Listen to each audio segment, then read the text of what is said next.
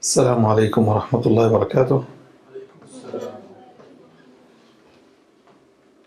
Did you hear me? Okay, I will repeat. السلام عليكم ورحمة الله وبركاته. Good. So, does anyone remember where we stopped last time?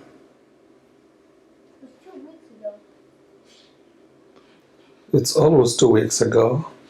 So, you have 2 weeks to memorize.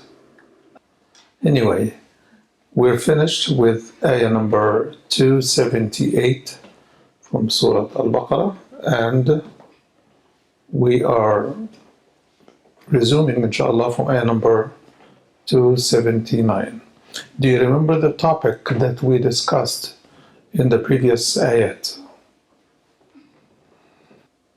It was about spending, but the last time we talked about a specific issue. Yes.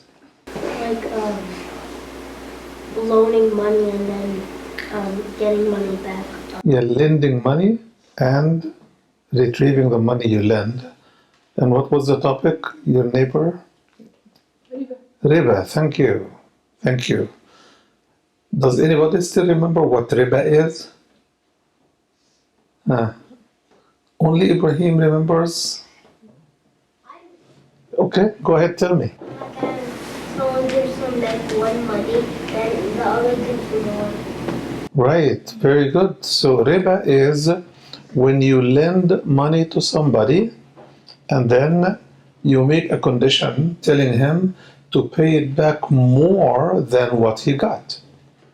Like, for example, if somebody gives somebody $100 and he says, I will return it in 1 month. He says, okay, when you return it, you have to pay me $5 more over the $100. What is this called? Riba.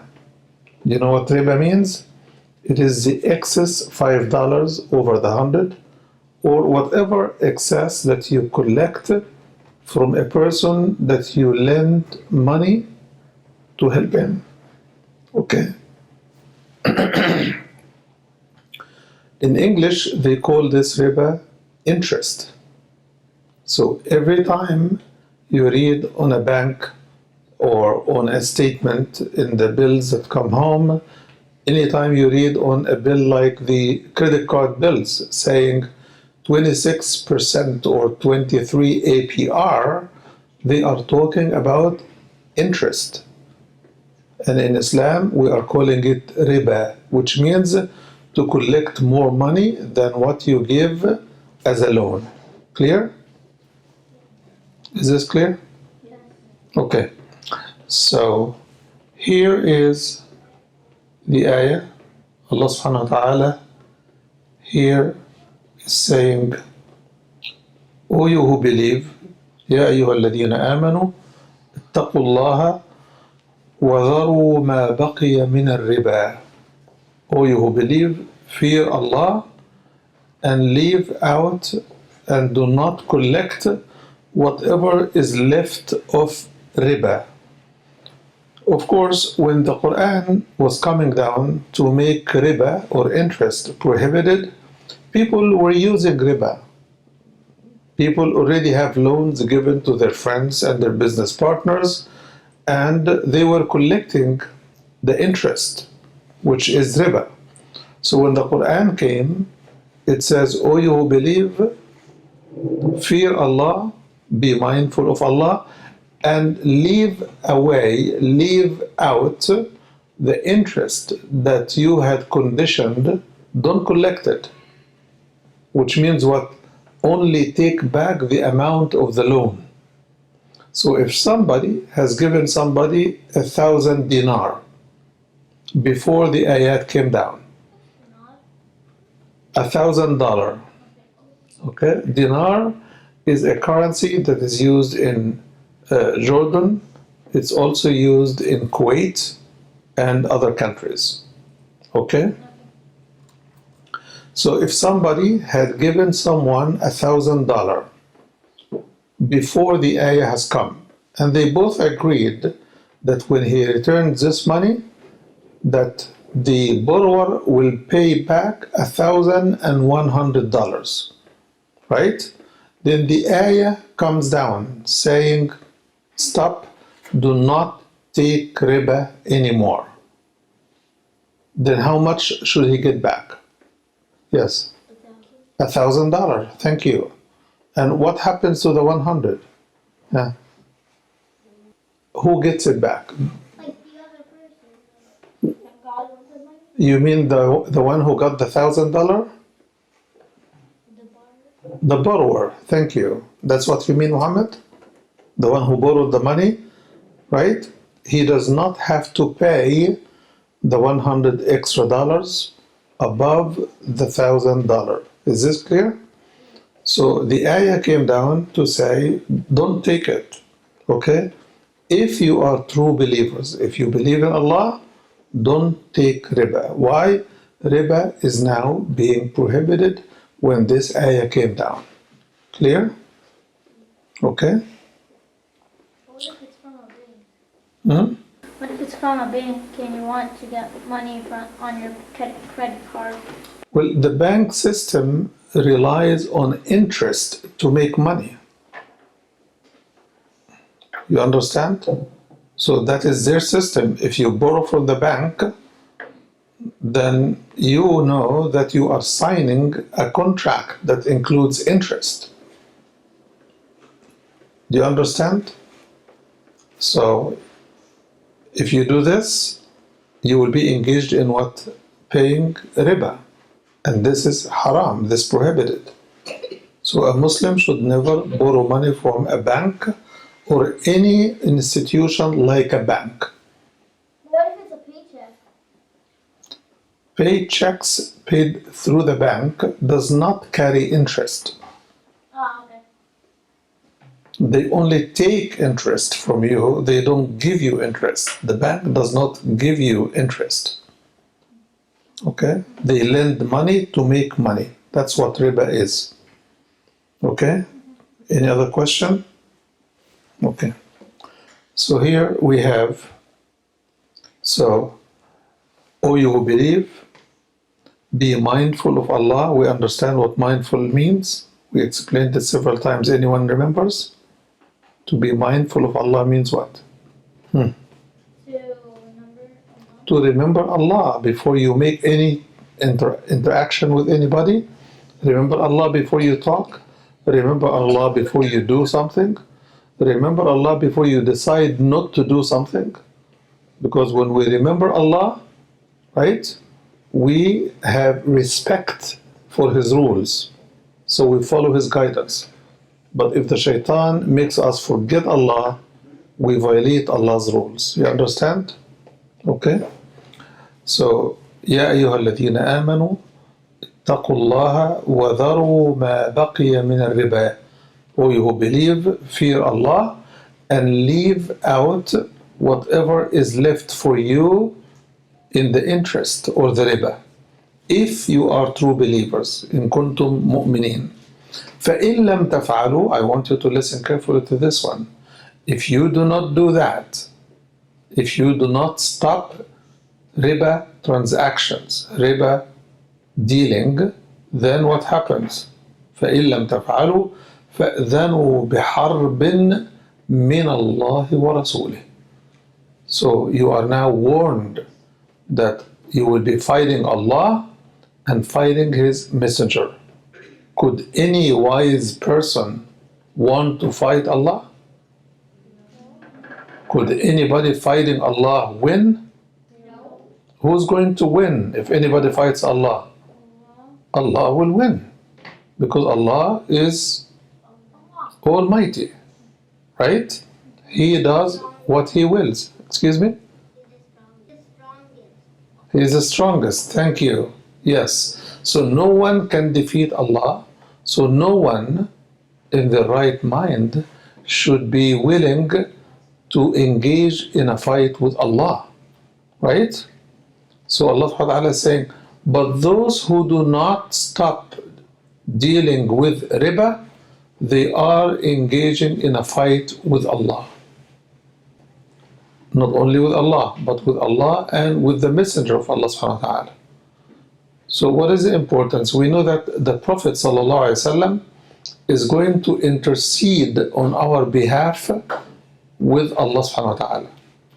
Because the Prophet sallallahu alaihi wasallam has been given the permission by Allah to intercede on our behalf. What do we mean by intercede?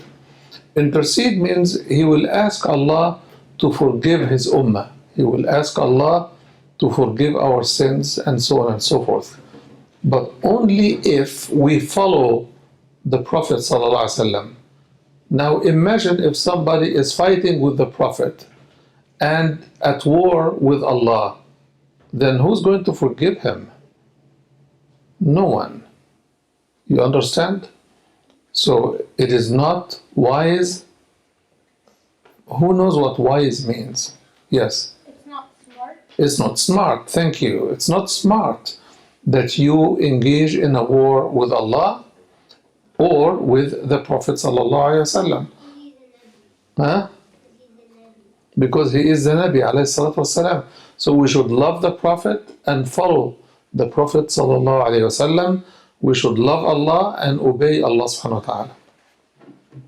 So it says, if you do not stop, then be aware that there will be a war between you and Allah and His Messenger. How does it happen? So how does a war happen between a man who is very weak and Allah who is almighty? Well, It's not what it was so when a person disobeys Allah, he is engaged in a war with Allah because, for example, Allah tells us, you pray on time. Okay? If somebody doesn't want to pray altogether, is he obeying Allah or is he disobeying Allah? Okay. Do you know where the war is? The war is in disobedience. If anyone disobeys Allah, he is engaged in a power struggle with Allah subhanahu wa ta'ala, in a fight with Allah. It is like, for example, if your friend tells you, don't touch my notebook, and then you go ahead and not only touch his notebook, rip it. but you rip it. What happens? Fight. Getting another notebook does not contain the same materials, Because it has different. right? I can get a new notebook, but what about the work that I have done, the homework I have? You just print it out. How do you print it from a written notebook? Because if you memorize it, you could just put right on a piece of paper. But this will take a lot of time from you, right? Yeah. And a smart person would not want to do the same work twice or three times. You understand? Take it back So to them. if you violate your friend, you will initiate a fight between you and your friend, right? If you violate Allah's rules, you will do the same. If you disobey your mom or your dad, they will be angry at you and they will not be pleased. So you engage in a fight. Okay? So we understand now. Yes. Why would I buy another one? I said because the notebook that my friend ripped had the homework, and the homework took me a whole week's work. You want me to do the whole week's work again? Huh? It's not decent to require this. So, if I disobey Allah, I am initiating a war between me and Allah. If I disobey my friend and his expectations, I can end up in a fight with my friend. If I disobey my parents or my teachers, I can initiate a fight between me and my parents or my teacher. Understood?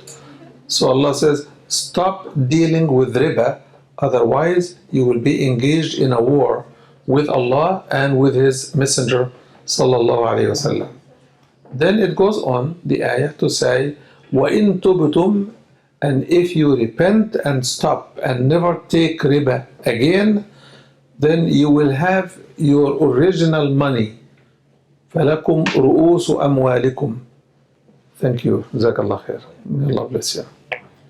So فَلَكُمْ رُؤُوسُ أَمْوَالِكُمْ means you will have the original amount of the loan. You remember the $1,000, right? Then that you can take back because that's your money. But don't take any more than that. Okay? This is what's called your original money or the capital that you lent to your friend. So Ibrahim is asking, if I gave my friend $1,000 as a loan, yes, it is prohibited to take more than 1,000 back. But he's asking, can he take less? Of course you can take less because it's your money, right? But the rule is you don't take any more than what you give. You understand? Okay? If you want to give away 100 or whatever number because your friend is poor, fine. Okay? And we'll come to talk about this a little bit more in a second. Okay? So, وَإِن تُبْتُمْ فَلَكُمْ رُؤُوسُ أَمْوَالِكُمْ لَا تَظْلِمُونَ وَلَا تُظْلَمُونَ. Then you do not wrong somebody by taking more, and he does not wrong you by giving you less than what you give them. You understand, Ibrahim? So your friend should not tell you, I want to give you 900 instead. No, he should not. Okay? He should give you all your money, but should not give you more. You shouldn't ask for more. But if you want to voluntarily, on your own, give him some money, you can give him some money. Okay? That's always open. So, the ayah at the end says, لا تظلمون ولا تظلمون. You do not wrong someone and do not accept to be wronged. If your friend wants to force you to take less than the loan, which is less than 1,000, you have the right to take the whole 1,000. Okay? And you should not make dhulm to him, which is wrongdoing, by asking him to pay you more than what he gave you. Look at this ayah, Ibrahim, because it's relevant to your question. It says, وَإِن كَانَ ذُو عُسْرَةٍ فَنَظِرَةٌ إِلَى مَيْسَرَةٍ. If your friend is having a hard time paying back the 1,000 on time, the ayah says, give him a chance to pay you back later on. فَنَظِرَةٌ إِلَى مَيْسَرَةٍ. Give him time until he has more money to pay you so that he can pay you back. Okay? This is what you're asking for, right? Okay. وَأَن تَصَدَّقُوا. This is the second question, the second part of your question. وَأَن تَصَدَّقُوا خَيْرٌ لَكُمْ. If you can do away with 1,000 or part of 1,000 to help him because he is poor or he doesn't have the means to pay you back, this is better for you if you really know. Meaning, if your friend is having expenses, he paid the tuition, he got his books, and he got new shoes for the PE class, and so on and so forth. So he doesn't have enough money. So what do? You take what he has, and if you can, donate the rest to him. وَأَن تَصَدَّقُوا خَيْرٌ لَكُمْ. You understand? To pay it as a charity for your friend is better for you if you really know. Then this ayah, the following ayah, which is ayah number 281, is a very special ayah. I don't know if any of you would know what makes it very special, but older attendees here can, some of them maybe. Does anyone know what is special about this ayah? The ayah says, and fear a day on which you go back to Allah and every soul will be recompensed for what it has earned. واتقوا يوما ترجعون فيه إلى الله ثم توفى كل نفس ما كسبت وهم لا يظلمون. Does anybody know what makes this ayah very special? Okay. It's talk about the day of judgment, that's correct. But what makes it very special, there are so many ayat that talk about the day of judgment. It's a piece of information, you either know it or you don't know it. This is not about figuring the meaning. It's a piece of information. This ayah is the last ayah that came down to finish the entire Quran. The last ayah in the Quran which says وَاتَّقُوا يَوْمًا تُرْجَعُونَ فِيهِ إِلَى اللَّهِ, and be cognizant, be aware, be afraid, be mindful of a day that you will go back to Allah, right? And every soul, every nafs will be paid back for whatever they have earned. Yes. Yeah, Ibrahim is asking, isn't the last surah in the Quran Surah Al-Nas? Yes. The last surah in the Mus'haf is Surah Al-Nas. But this is, I said what? What did I say about this ayah? It's the last ayah. Yes, thank you. The last ayah what? It's the last ayah in the Quran. The last ayah in the sequence of revelation. The last ayah to be revealed or to be sent down to the Prophet sallallahu alaihi wasallam. You know the difference now? You talk about organization of surah in the Quran. I was talking about the organization of ayat in terms of the time of revelation, the time it was sent down. So this was the last ayah to be sent down by Allah to the Prophet sallallahu alaihi wasallam. Clear? You know the difference now? Okay. So then the following ayah is also a very distinguished ayah. It's called the ayah of debt. You know what debt is? What? What's debt? It's like you have to pay for something. Yes, what you owe somebody is called debt. Now, even if you have money, it's a debt. Debt means some money you owe to somebody. Okay? So if you took money from any source as a loan, you owe it to that place. If you got service from any institution, right, and they send you a bill, you owe them that you pay the bill. You understand? So it's a duty on you to pay the bill or to pay back the loan. Yes, Yunus. Okay, you did already? You did scratch your head? You finished? Okay. So this ayah, the ayah of debt, is also distinguished for something. What is it distinguished for? Anybody knows? Again, that also is not about the meaning. It's about something else. Huh? Anybody knows?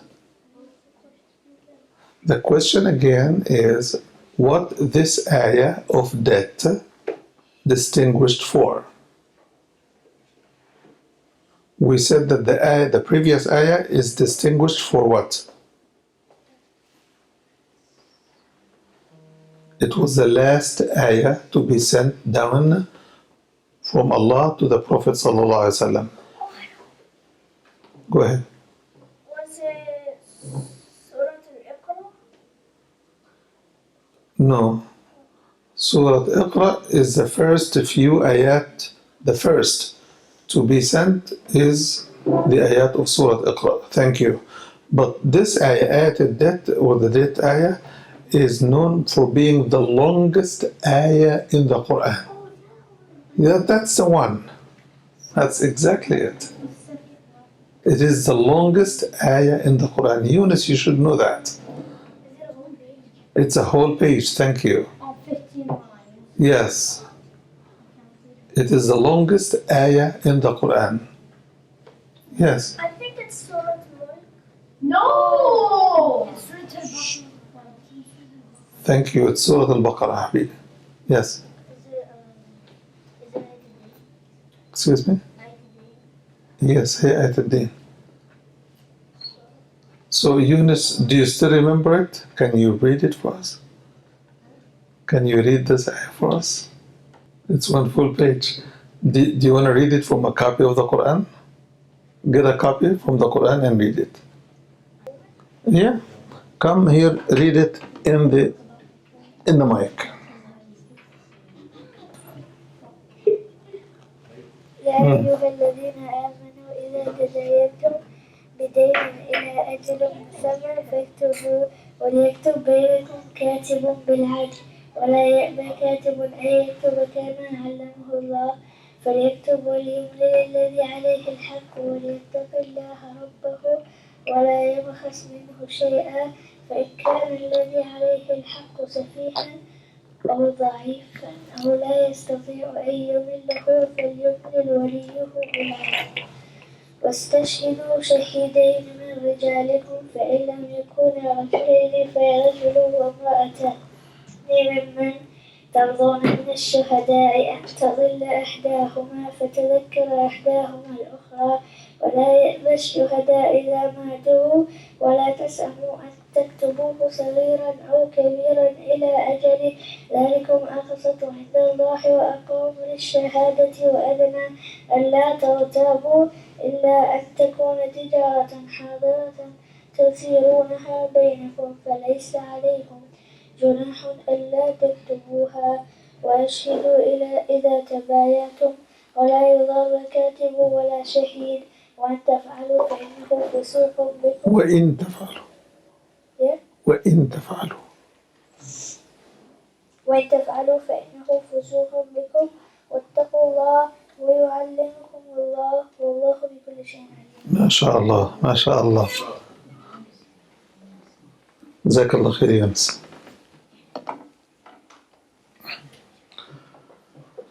So this ayah, the ayat that carries orders and commands from Allah subhanahu wa ta'ala, you will find many of them starting off with Ya ayyuha alladhina amanu, O you who believe. It's a specific direction to those who believe in Allah subhanahu wa ta'ala. What does it say? إذا تداينتم بدين إلى أجل مسمى فاكتبوه. If you take a loan for a specific date to repay it back, which means a loan with a deadline, then the Quran says, write it down. So what do I write? Let us say Ibrahim or any one of you is giving me $500,000. Okay? I will give everybody some, but just consider that he's giving me $500,000, right? Then I tell him, I will pay this to you. I will pay you $50,000 a year. Okay? So every year I should pay him $50,000, right? Then how many years will it take me to pay 500,000? Times 10, 5 years. 5 years, thank you. So you divide into 10, not anyway. So if I pay 50,000, right, and I want to pay, the total is 500,000, then it will take me how many? 5 years. Did you say 5? Yeah, it's 10. So you have to take your math again. Yeah, I told you it was 5 times 10. Yeah, but the answer is 10. Yeah, that's technically times 10. Okay, so I didn't understand you, I'm sorry. Your technical answer is good. Okay? So to pay off the $500,000, $50,000 a year. It will take me 10 years to pay, right? Of course, if you give me that much money, you want this money to go back to you. It's your money, right? And if I'm going to take a long time, then I better write it down because this money I owe you, right? So the Quran says if you take a loan that should be paid at a certain deadline, then write it down. Why do I have to write? To document, right, on paper how much I owe, when did I take it, whom did I take it from, what are the terms of repayment, how long will it take me to pay it back, and how much should I pay of each installment, and on what day and time I should pay the installments. So there's a lot of information, right? So here is the issue. The issue is loaning money to people must be a process that is transparent and secure. If you want to give me $500,000 or $1 million, do you want this to be a verbal agreement or it better be a written agreement? A written agreement, because you want to secure that I pay you and I pay you the full amount and I pay you within the limits of the deadline, right?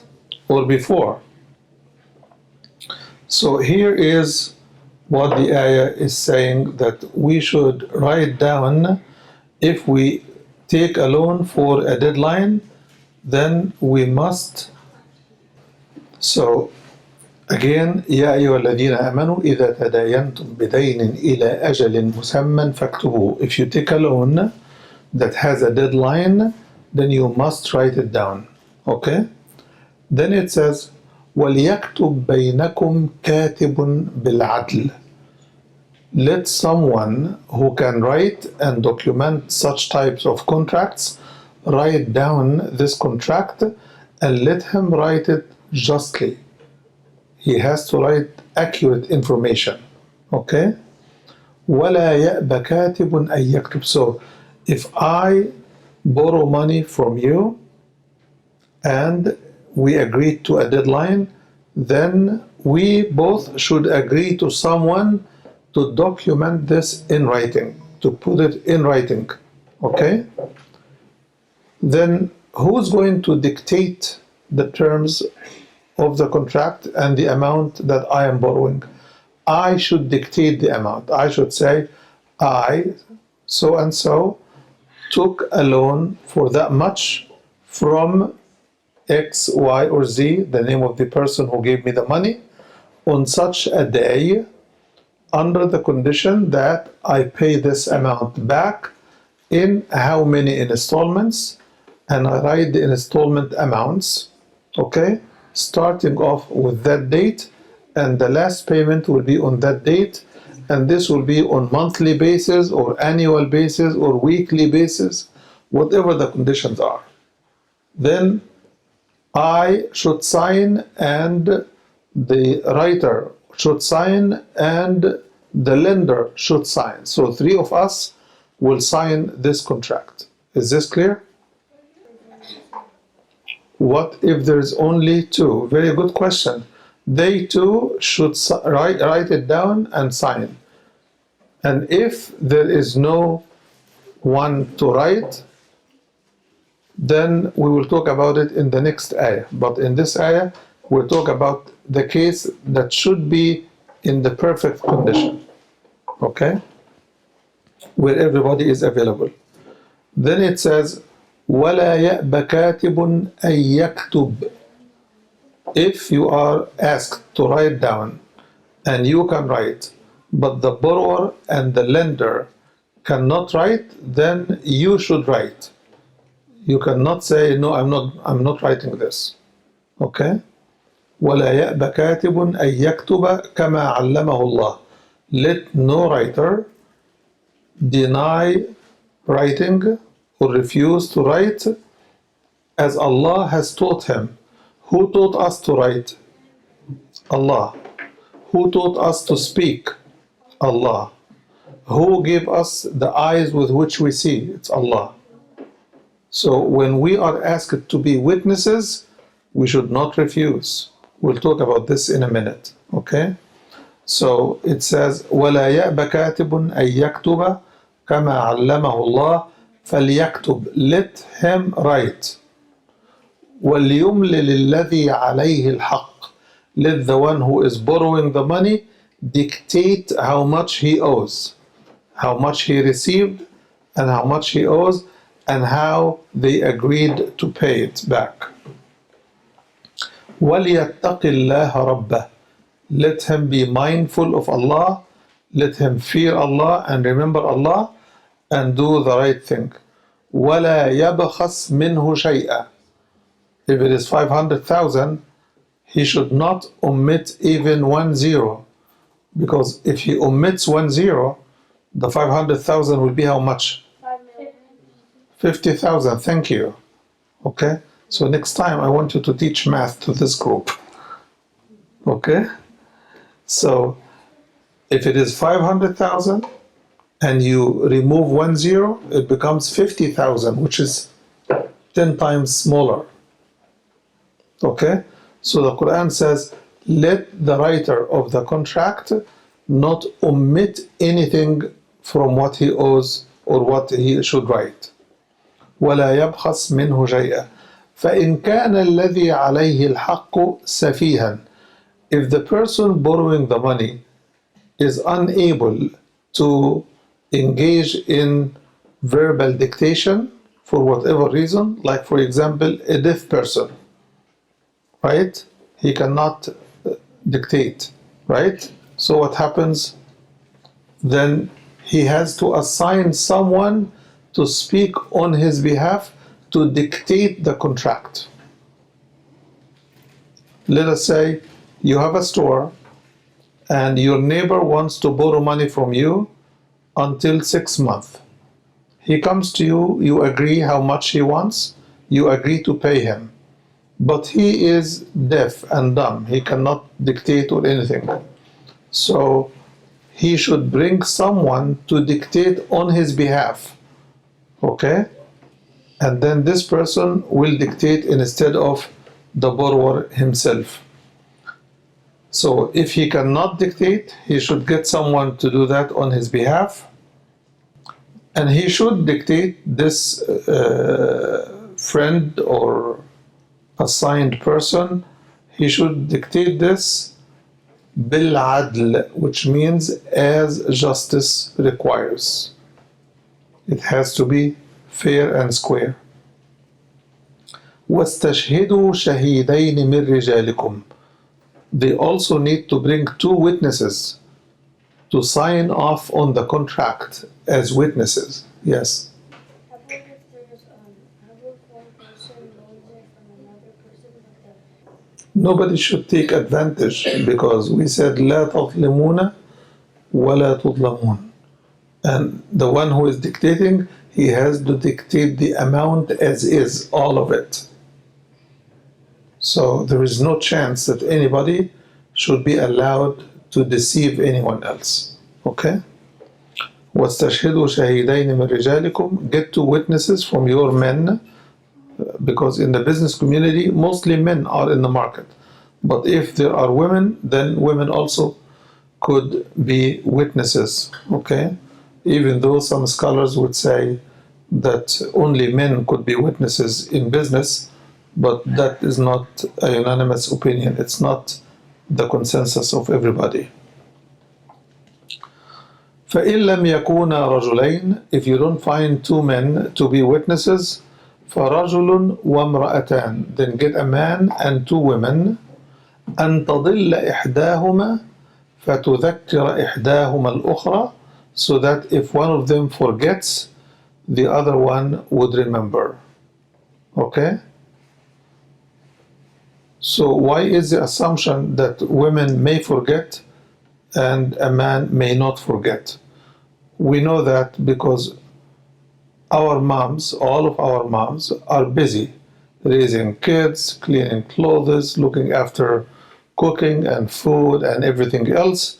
So their engagement could make them forget what they had witnessed. Was it that much or was it that much? So they say bring two women so that if one of them forgets, the other will remember. And let me explain something important for you. If you are called to testify in a court, is this something that you like to do or you would rather not go to court? So you have a job, right? You have a job to do, and then you get a notice from the court saying you must come to testify. What do you have to do? Leave your business and go to testify, right? And in your testimony, they tell you in the court, if you lie, then you will be imprisoned. If you lie in court, you can go to jail. You understand? So that means that testifying in court is a responsibility, right? It's not a privilege. You understand? Do you know what responsibility is? What? If your responsibility is a guard, for example, a security guard, what is your responsibility? Is to protect the property or the people in the property, right? That's your responsibility. As a student, what is your responsibility? To learn. To learn and to study and to do your homework. That's your responsibility, right? So in testimony, in testifying in a court, to be a witness, it is also a responsibility. So why do we have two women instead of one man? So that the responsibility is distributed on two people instead of one. Okay? Okay, so it goes on to say, وَلَا يَأْبَ الشُّهَدَاءُ إِذَا مَا دُعُوا. The witnesses should not refuse to testify. The witnesses should not refuse to testify. Why? Because if they refuse, if every witness runs away, then how do we establish justice? How do we make the justice system work? If nobody gets any witness, then how do we know who has the right and who has to pay? So we have to have witnesses, okay? وَلَا يَأْبَ الشُّهَدَاءُ إِذَا مَا دُعُوا. So let the witnesses not refuse ever to testify when they are invited. وَلَا تَسْأَمُوا أَن تَكْتُبُوهُ صَغِيرًا أَوْ كَبِيرًا إِلَى أَجَلِهِ. And never refuse to write it down, whether it is a small amount or a big amount. You understand? So if you borrow money from your friend, let's say $10, don't say it was only $10, I don't need to write it. The Quran says write it. Why? Because it removes the dispute in the community. When something is written, nobody could deny it. Not the borrower, not the lender. Everybody will have to accept what they signed on. You understand? ذَلِكُمْ أَقْسَطُ عِنْدَ اللَّهِ. This is more just and fair before Allah subhanahu wa ta'ala. وَأَقْوَمُ لِلشَّهَادَةِ.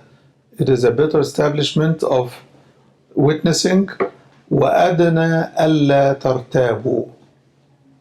It is less of a chance that you would cause doubt or you would be doubtful. Okay? So we can trust each other. Anybody who takes money from anybody should write it down. Okay? طيب. إلا أن تكون تجارة حاضرة تديرونها بينكم.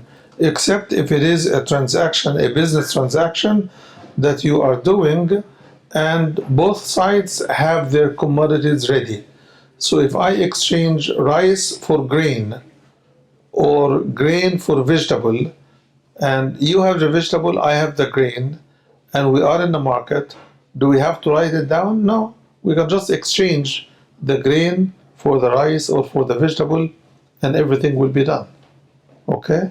So if it is a current business transaction that you have, for example, if you go to an auction for cars to buy a car, right?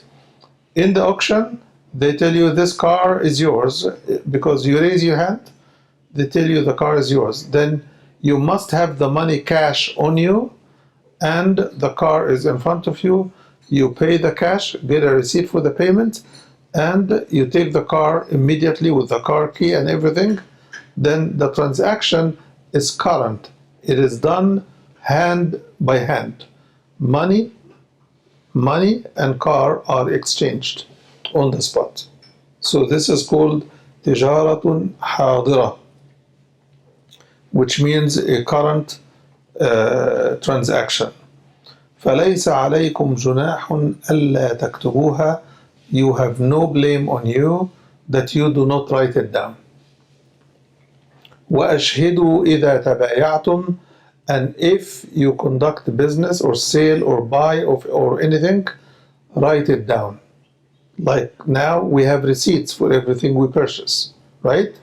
That is a way of writing down. ولا يضار كاتب ولا شهيد. And let not a writer or a witness be harmed. They should not be threatened and they should not be harmed. They should not be forced to do something or not to do something. They should do what they see the transaction is that is ready for two sides to sign. وَإِن تَفْعَلُوا. If you violate this rule, threaten or harm the witnesses, then you are labeled by Allah as disobedient. You are committing disobedience to Allah subhanahu wa ta'ala. وَاتَّقُوا اللَّهِ. And be mindful of Allah. وَيُعَلِّمُكُمُ اللَّهِ. And Allah will teach you. وَاللَّهُ بِكُلِّ شَيْءٍ عَلِيمٌ.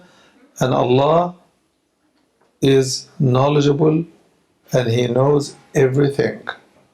So He knows what I borrowed, He knows what I wrote, He knows what I said, He will never forget, and He will ask me on the Day of Judgment if I do not pay the loan back. Any question? I know there is no questions. So time is up, and inshallah we'll see you in 2 weeks. Will you forget this next time? What should we do so that we don't forget? Write it down. Thank you. So when you go home, write the ayah number we finished, which is ayah number 282, right? And next time, inshallah, it will be ayah number 283. جزاكم الله خيرا. سبحانك اللهم وبحمدك. نشهد أن لا إله إلا أنت نستغفرك ونتوب إليك.